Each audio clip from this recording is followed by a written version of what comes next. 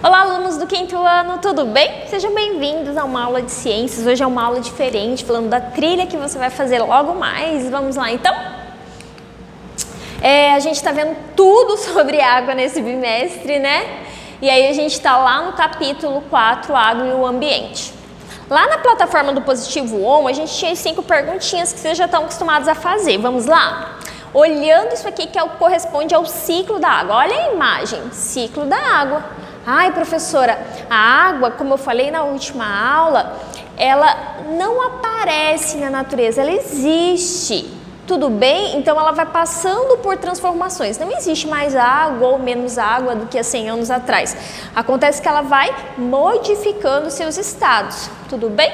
Dá uma olhadinha na imagem aqui e aí tinha o número 1, 2, 3 e 4. Vamos lá, o que significa nos estados físicos da matéria, no caso da água, o que significa o número 1, 2, 3 e 4? Vamos lá? Número 1, evaporação. Número 2, condensação. Número 3, precipitação. E número 4, infiltração. Resposta correta, letra B. Dá uma olhadinha nessas 3 imagens. Estados físicos da água, mais uma vez com uma outra imagem. Número 1, 2 e 3. Qual que é o estado em que estão essas imagens, né? Que estão cada uma dessas imagens? Estado líquido, estado sólido e estado gasoso. Próximo, mata ciliar. Então, quando a gente fala das matas ciliares, são as matas ou florestas que ficam ao redor de um rio. Tá, gente? Ela suporta a água do rio, ela segura a água no solo para que esse material não vá para o rio, não cause o que a gente chama de assoreamento, quando o solo da margem vai para o rio. Então, quem segura é essa mata lateral aqui e ela faz com que esse ambiente ele permaneça em um estado equilibrado. Tudo bem? Dá uma olhadinha aqui. O que está errado? Olhando o texto, o que está certo e o que está errado dizer? Vamos lá? Primeiro, é importante para a manutenção do ciclo da água? Sim. São florestas e matas que ficam à margem dos dois lados do rio ou do lago? Também.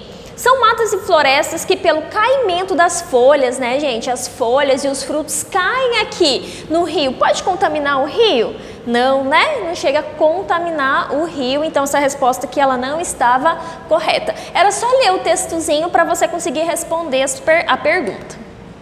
Próximo, fala sobre o rio Tietê. Lembra desse texto na última aula? Então, o rio Tietê, ele ficou poluído depois da década de 20, ele tem uma extensão de 1.150 quilômetros. E por que ele ficou poluído? Aqui no textozinho eles colocam assim para você, ó. Para tornar as margens retas da capital para construir pistas, as pessoas pararam de frequentar o rio e ele foi virando um depósito de lixo. As pessoas começaram a trafegar, né, gente, pelas rodovias e aí o rio acabou ficando esquecido. Você passa por aquela região, que é a região da metrópole lá em São Paulo, você vê uma grande poluição desse rio. Mas vamos lá, sobre a pergunta falando do rio Tietê. Ele causa um desequilíbrio ecológico? Sim, porque muitos animais que vivem nesse rio, eles podem sofrer algum processo aí de poluição, né, gente? Então, pode faltar oxigênio para ele, pode faltar alimentação, como ele está poluído, ele pode armazenar isso no corpo dele, a poluição no corpo dele, ele pode vir a morrer. Então, tem vários problemas decorrentes a isso, causando um desequilíbrio ecológico. Desperdício de água por vazamentos na infraestrutura, o texto está falando sobre isso, vazamento de água? Não, né? Problemas de saúde trazido por contaminantes e agentes causadores de doenças como bactérias e protozoários. Pode sim vir a trazer problemas de saúde para as pessoas que porventura precisam aí utilizar essa água por algum motivo, né, gente? Outro texto que está lá no material, na atividade de vocês, é sobre o mau uso de água subterrânea, lembrando que a água subterrânea é aquela água que fica no fundo da terra. tudo bem? Essa água subterrânea aí, o nosso texto falando sobre esse assunto, então ele coloca a primeira coisa sobre a água subterrânea, que lá em São Paulo fala que ele corresponde a 13% do uso do abastecimento em São Paulo, porém ele fala que esse dado é subestimado. O que significa subestimado, professora? Significa que não é a verdade, tudo bem? Não é um dado totalmente oficial. Por quê? Porque na verdade, segundo eles, corresponde a 28% do consumo aí na cidade de São Paulo. A outra palavrinha que tinha que você relacionar com relação a esse texto é que esses poços, eles foram perfurados sem critérios técnicos e sem controle por parte da administração pública. O que isso quer dizer? Que não teve um especialista para dizer se podia fazer ou não essa perfuração, ou não teve algum controle com relação à perfuração desse poço. Ele fala que pode ser os poços de pequeno porte, porém o texto coloca que se for acima de 100 metros, a gente já fala que é um poço artesiano. Já escutou falar de poço artesiano? Porém, a perfuração desses poços, segundo o texto que a gente está falando aqui, ele fala que a gente pode prejudicar uma água subterrânea em um estado maior. Como assim, professora? A gente pode atingir os aquíferos, e aí a gente sabe que os aquíferos são grandes extensões de água que estão submersas, né? Porém, em que maneira que isso pode prejudicar? Neste caso, ele fala que está havendo um processo de salinização. A água do mar está chegando nesses aquíferos que são água doce, não salgada. E aí, fazendo com que essa água ela se torne imprópria, tá? Do modo como a gente poderia utilizá-la como uma água de utilização nas nossas casas ou na distribuição normal da água para toda a região da cidade, tudo bem? Então preste atenção nesse texto, dá uma lida. Aqui a gente tem as imagens dos aquíferos, tudo bem? E aí vem a pergunta, do que o texto está falando? O texto falou de degradação dos aquíferos pela falta de aterro sanitário? Não. Ele falou com relação ao desperdício da água dos aquíferos? Não. Ele não falou da questão do desperdício, ele falou da superexploração, da utilização em excesso, da perfuração em excesso na cidade de São Paulo sem controles técnicos, tá? Dá uma olhada nessa imagem. Ai, professora, a nossa terra é azul. Quem disse essa frase? Nossa, um astrônomo famoso chamado Yuri Gagarin. Tudo bem? Então, por que a professora colocou essa imagem? Porque a gente começou agora a nossa revisão falando a respeito de que a Terra tem 70% de água. Como que essa água chega nas nossas casas? Ela chega através das ETAs, que são extração de tratamento de água. E aí, quando a água sai lá do rio, vai passar pelas estações de tratamento, vão ser retirados objetos grandes, poluentes da água, e ela vai ser tratada, tá? Tirando os micro-organismos, tudo bem? Para que ela possa ser distribuída nas nossas casas. Aqui na nossa região, a gente tem, dá uma olhadinha nessa imagem, aqui é uma hidrelétrica, tá? Então a hidrelétrica, ela aqui na nossa região, a gente tem a unidade Manso, que é uma hidrelétrica, que faz essa limpeza da água antes de chegar nas nossas casas. Mas toda a água que a gente recebe é só de Manso? Não, tá, gente? Mas Manso acaba distribuindo água em pequena quantidade para o nosso município. Passando pela estação de tratamento, essa água ela vai chegar nas nossas casas, né? Lembrando que ela tem que ser filtrada ou fervida, ou às vezes a gente compra aquela água, que é aquela água mineral, tudo bem?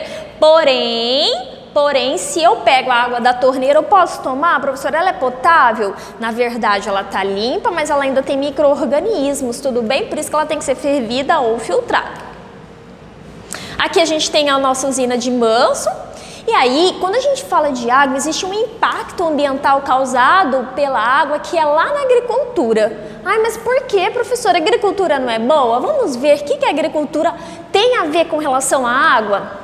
70% da água que a gente tem na utilização aí no mundo é usada para agricultura, tudo bem?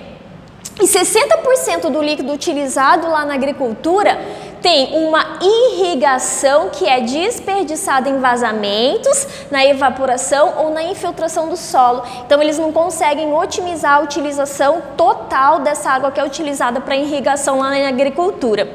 Como que isso poderia ser resolvido? Com técnicas mais eficientes. Então a gente tem que melhorar bastante ainda aqui no Brasil a questão, e em outros países também, né? A questão da utilização desta água, na agricultura no caso. Ações para evitar o desperdício da água. Dá uma olhadinha, coloquei a imagem da Mônica brigando lá com a mãe, né? E o que ela tá fazendo de errado, né, gente? Utilizando a mangueira lá para lavar a parte da calçada da casa dela. Então, na verdade, a gente tem que pensar na questão de como que a gente pode melhorar a utilização da água. Usos da água lá no nosso dia a dia, na alimentação, na higiene, né, na ingestão de água para tomar banho. Então a gente tem aqui, olhando as imagens, né, utilização de água para irrigação, para água potável, para geração de energia, que nós já falamos hoje, para higiene, para indústria e o abastecimento animal. Agora, o que eu posso fazer, professora, para evitar? Tem algumas ações que são simples e que pode fazer parte do seu cotidiano. Vamos lá, então?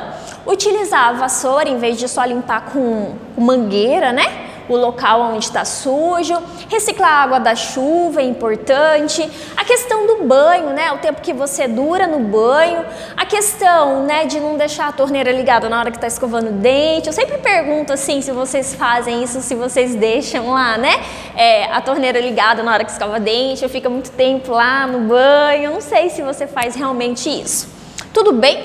Então, gente, um conteúdo simples para a trilha de vocês, espero que vocês estudem, vejam essa trilha de hoje, vejam a trilha da semana passada, para você, a aula de hoje e a aula da semana passada, para você responder as suas atividades da trilha, tudo bem? A trilha ela vale 4 pontos e ela tem algumas etapas importantes. Vamos lá relembrar? Sondagem, reforço, conteúdo e avaliação e o saiba mais. Mas comigo, ó gente, se você acerta todas as perguntas da sondagem, você não vai precisar fazer reforço. Já vai direto aqui no conteúdo. Lembra de rolar toda a página lá da apostila do conteúdo e achar a palavrinha seguir para a próxima etapa, tudo bem? Para você chegar no campo avaliação. Não deixe, não fique voltando a questão. Preencha, faça com calma a questão e finalize a sua trilha. É importante que você não pule etapas para a conclusão da sua trilha, tudo bem? Se você não acerta toda a sondagem, vai aparecer essa perguntinha de reforço. Não fica com medo não e nem chateada, para você aprender mais, tudo bem? Lembrando que sempre tem que abrir. Professora, eu posso passar de sondagem direto para conteúdo? Não, não pode, tá? Posso pegar sondagem direto para avaliação? Não pode. Por quê, professora? Porque a sua trilha não é finalizada. Isso tem que ficar bem claro para você. No mais, gente, bons estudos, peguem a apostila, façam com calma, vale 4 pontos. Eu quero ver 4 pontos lá na notinha de todos vocês, tudo bem? Um grande abraço e até mais. Tchau!